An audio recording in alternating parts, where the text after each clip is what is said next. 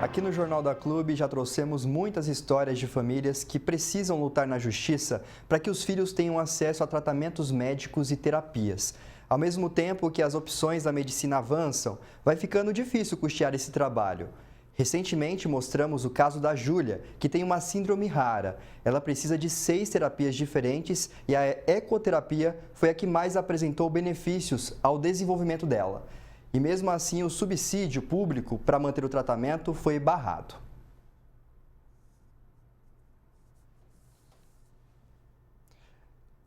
Para continuar repercutindo esse assunto e os desafios, o Felipe Urbinati conversou com especialistas. Você vai acompanhar agora esse bate-papo especial. Agregando valor às comunidades, integrando a macro-região e formando opinião, no nosso núcleo de jornalismo, a neuropsicóloga Jaqueline Diniz e no canal digital, a médica neurologista Jéssica Rios e o especialista em administração pública Rafael dos Anjos. Jaqueline, hoje, até olhando para o Jornal da Clube, a gente vê cada vez mais opções terapêuticas para trazer qualidade de vida para diferentes síndromes, transtornos, disfunções, problemas neurológicos, motores, etc. Mas em muitos casos, o mesmo paciente precisa de vários tratamentos simultâneos, algo que é impossível de ser sustentado pela família. Como essas terapias são definidas? Tem uma hierarquia de importância? Boa tarde, Felipe. Boa tarde a todas as famílias que nos assistem. Assim como a definição de qual será as intervenções e a hierarquia entre elas, isso é definido mediante uma avaliação.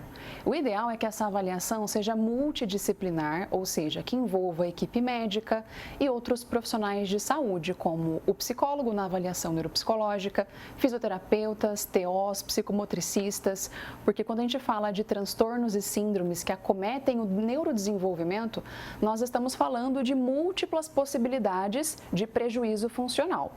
Então, a forma como essas intervenções serão definidas é mediante a avaliação.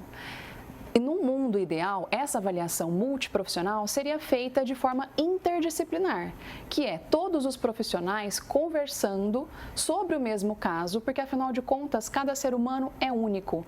Todas as necessidades de uma criança, até mesmo de um adolescente, de um adulto, ela é única e o profissional, a equipe que trabalha com base em hierarquizar o que é necessário nesse momento, o que vai ser necessário ser priorizado mediante os déficits funcionais, seria ideal que houvesse uma avaliação multiprofissional, né, e interdisciplinar. Então, a definição da hierarquia ela vem a partir de um bom processo avaliativo. Jaqueline, mas o que a gente pode dizer para as famílias hoje é que, sim, existe qualidade de vida para doenças que até pouco tempo eram inimagináveis, não é mesmo? Isso mesmo. E a gente falando sobre essa qualidade de vida, ela existe a partir das intervenções.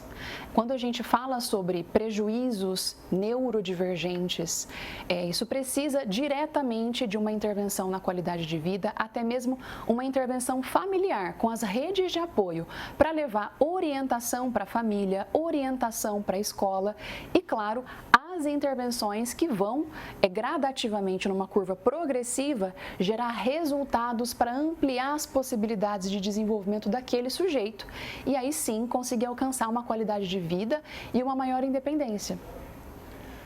Doutora Jéssica, da parte médica, eu imagino que a prioridade é sempre manter o paciente vivo. Hoje, os tratamentos que são oferecidos, sobretudo vou falar os gratuitamente pelo SUS, eles priorizam também isso?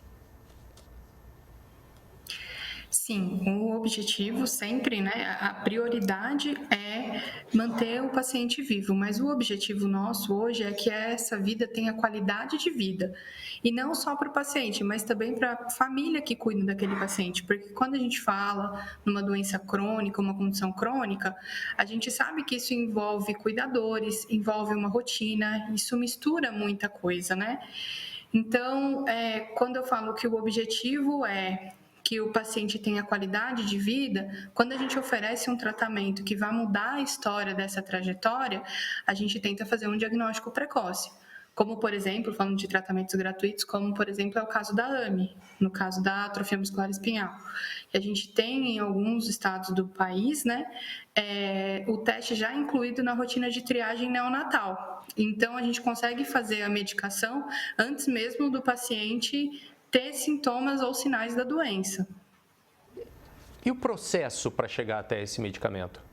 Então, para fazer a medicação, né, não só no caso dessa doença específica, mas de outras doenças, a gente precisa da liberação do órgão regulatório aqui no Brasil, né? Então, da Anvisa, da ANS.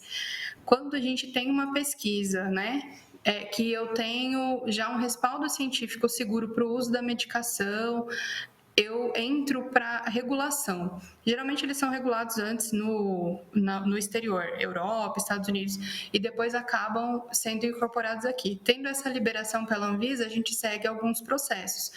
Então, eu tenho uma elaboração de um protocolo, eu tenho uma consulta pública onde as pessoas são abertas a votarem sobre a liberação e aonde a gente vê que muitos pacientes e familiares, organizações não governamentais se engajam para ter a liberação, para ter esse medicamento disponível. Depois dessa consulta pública, esse medicamento vai ser liberado através de um processo e um protocolo que já vai contar com a ajuda dos especialistas em geral para conseguir disponibilizar no SUS. Rafael, a gente acabou de ouvir aí, quando tem uma definição de um tratamento, é algo extremamente técnico, científico, baseado em evidências. O judiciário, o juiz, ele é formado em direito, não em medicina. Como é que ele se ampara? Qual é a base técnica para ele poder tomar uma decisão quando a gente tem que judicializar e cobrar que um tratamento seja financiado pelo poder público? Ótima tarde a todos.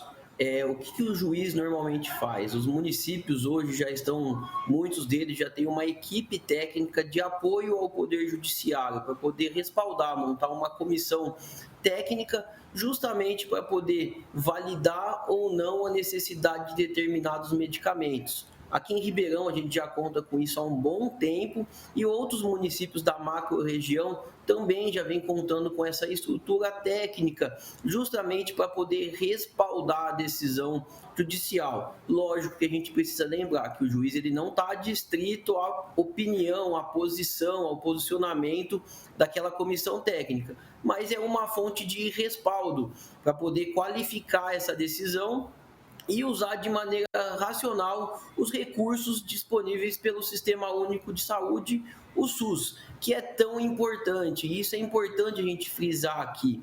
O Sistema Único de Saúde no Brasil, ele é bom, mas é um modelo que atende de uma maneira universal a todos, coisa que não acontece em outros países. Então, a gente sempre precisa referenciar isso. Dá para melhorar o modelo? Dá para ser mais efetivo, melhorar atendimento, reduzir filas? Sim, mas o modelo que a gente tem implantado perto de outros países é um modelo que tem funcionado relativamente bem.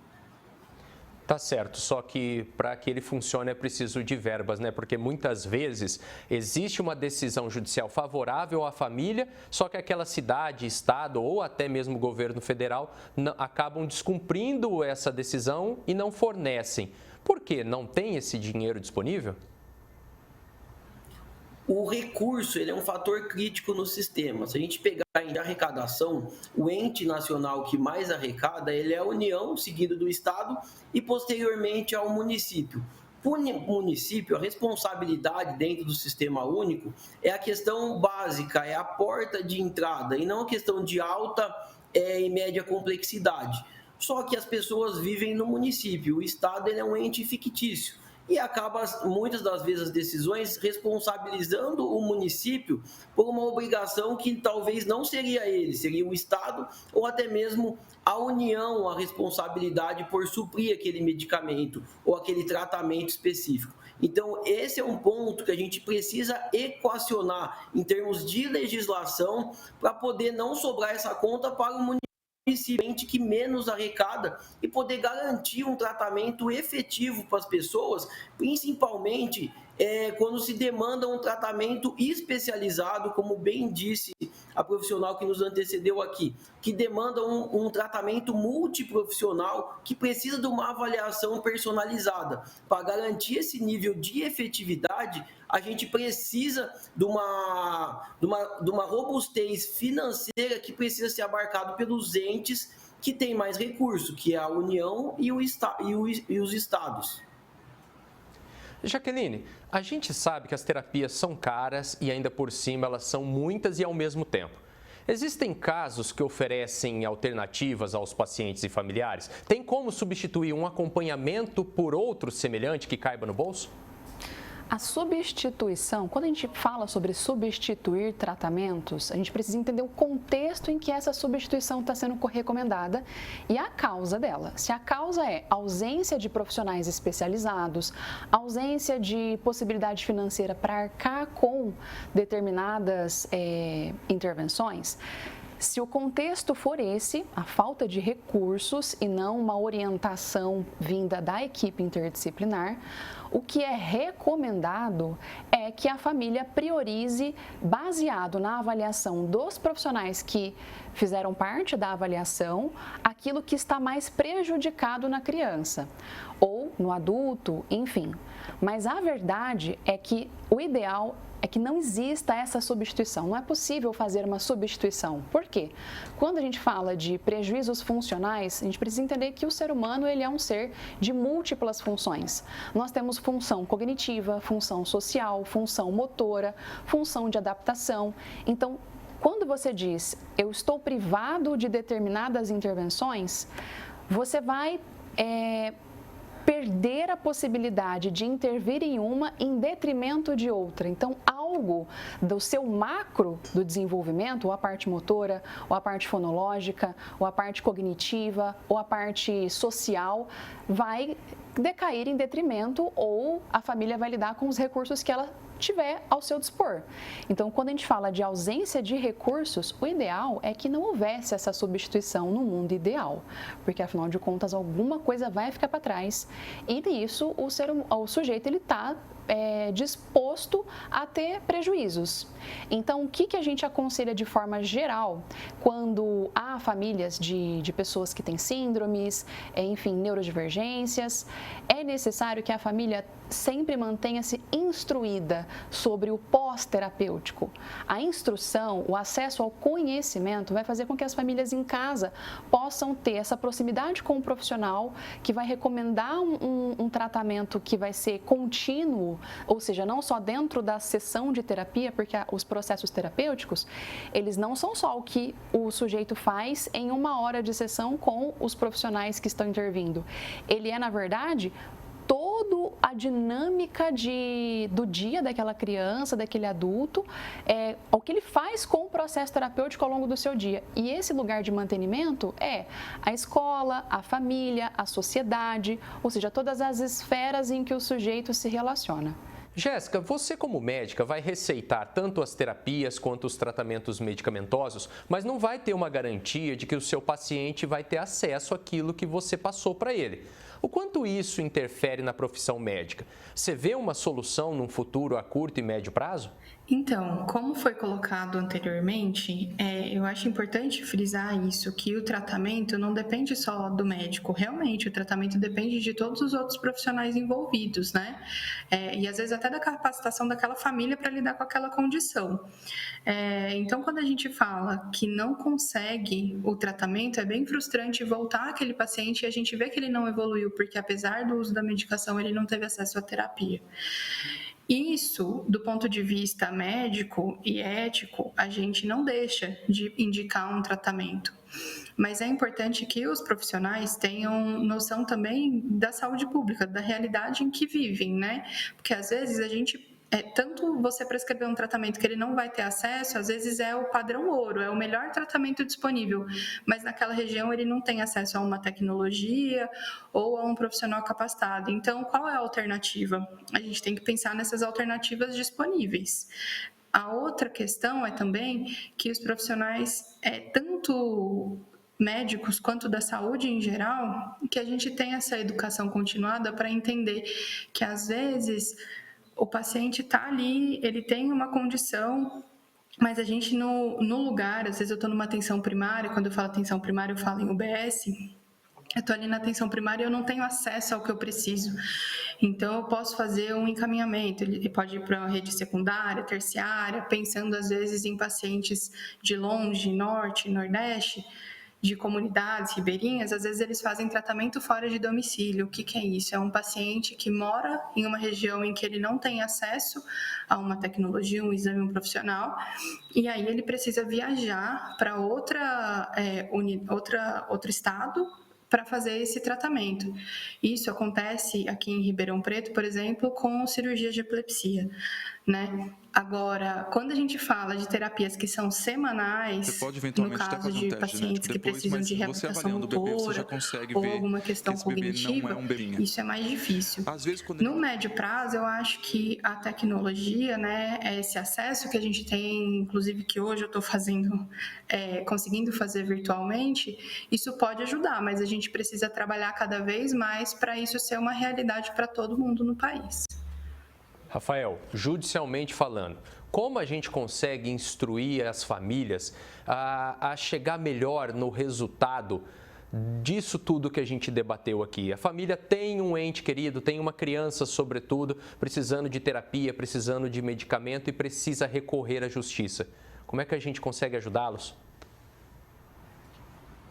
A gente tem muitos grupos de apoios de mães e familiares que dão esse respaldo, Felipe, para poder auxiliar nesse percurso que nem sempre é simples, é fácil, porque depende de uma equipe multidisciplinar. E até mesmo na questão medicamentosa, a gente teve, por exemplo, um medicamento que é muito utilizado na questão, principalmente de autismo recentemente, em que teve uma quebra de patente, né? Aí a gente teve uma abertura da molécula do medicamento e o governo começou a fazer a compra de um similar ou um genérico. E tem muitos pacientes que, inclusive, tiveram problemas com esse similar ou com o genérico, não tiveram o mesmo resultado na questão de resposta.